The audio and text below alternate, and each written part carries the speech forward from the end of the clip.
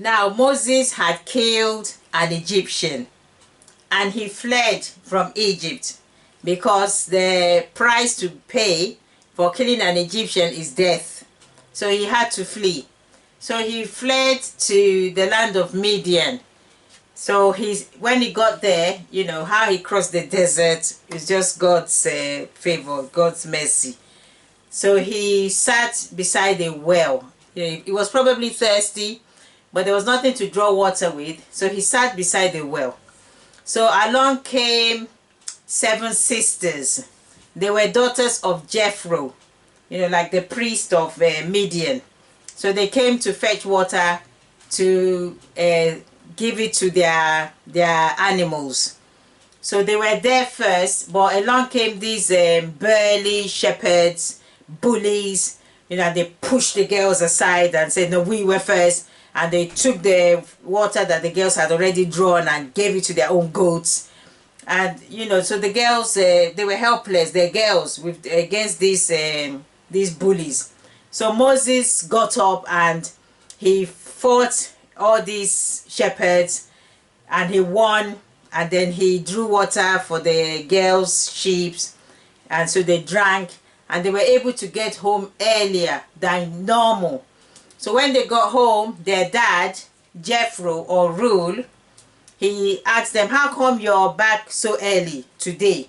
Because the dad knows that once they go, it takes ages. The shepherds have to finish feeding all their own animals before now the girls can now start with their own sheep. So he says, how come you're back early today? What happened? And then they said, Dad, you know, there was this stranger. He helped us. He fought those bullies and he even gave water to our sheep. And that's why we were able to come back. And so Jethro said, well, and you left him there? You know, you should have invited him in for a meal.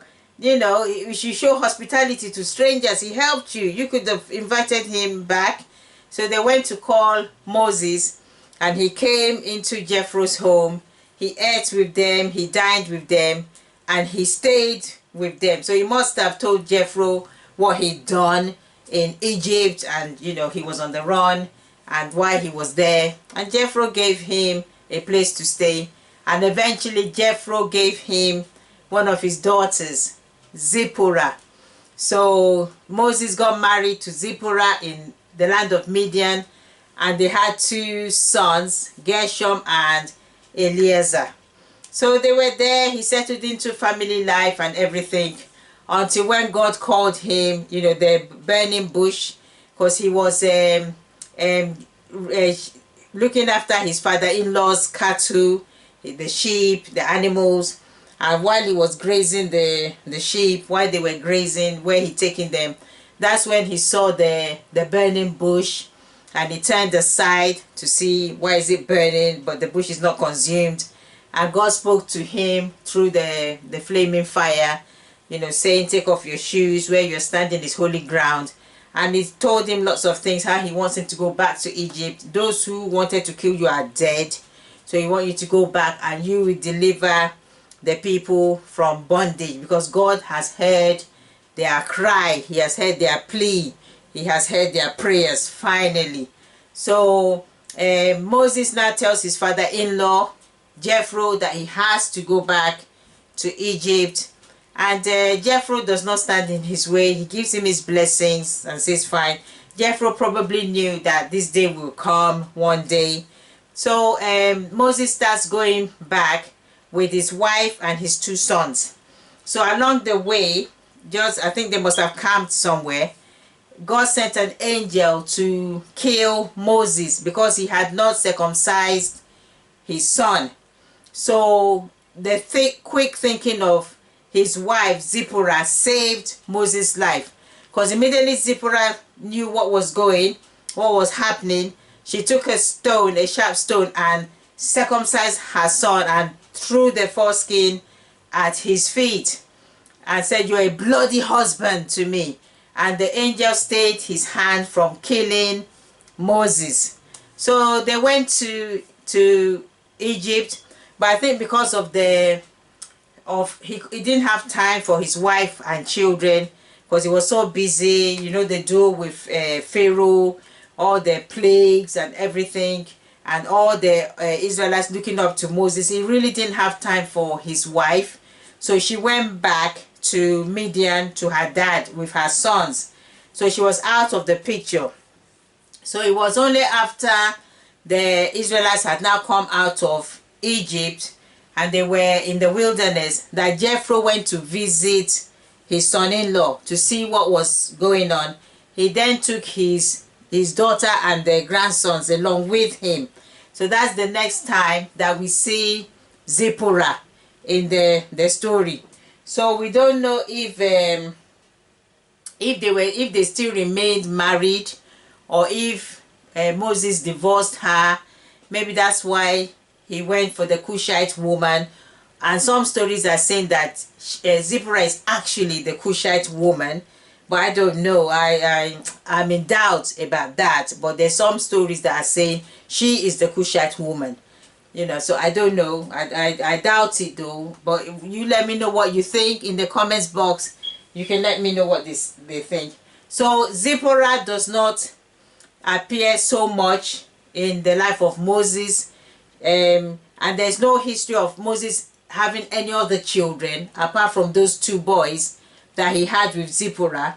So, but nevertheless, she did play a part in Moses' life. She saved his life. She saved his life. If not for her quick thinking, the angel would have slew him.